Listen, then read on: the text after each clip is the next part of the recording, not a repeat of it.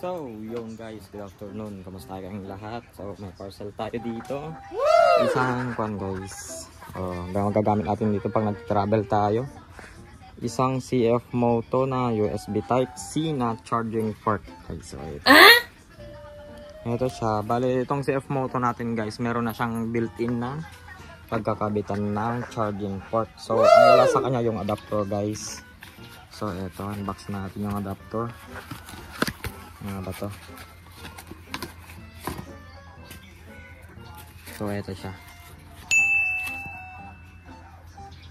Ito yung adapter niya guys. Tapos yung pagkabitan ng adapter dito.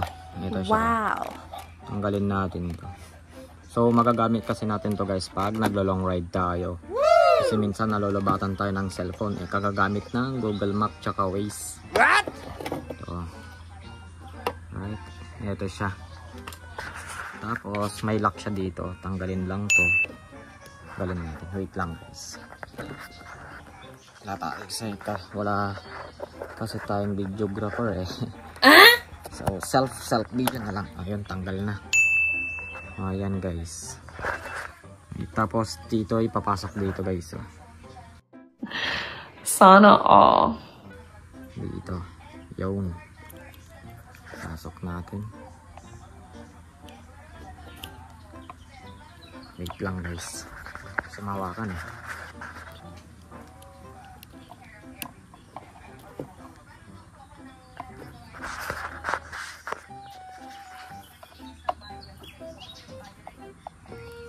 Eto guys. Yung nakabit na natin. So try natin guys.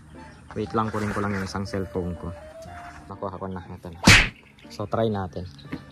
So bali pala tong guys meron siyang dalawang port. Yung ito, yung type C para sa mga iPhone to eh. Tsaka yung mga ibang type C na cord. Tapos din meron din siyang USB type. Ito siya. So try natin. Susin natin yung motor.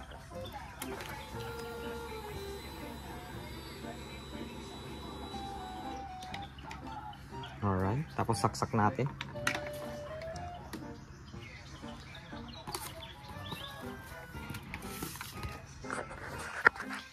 Saksak natin dito.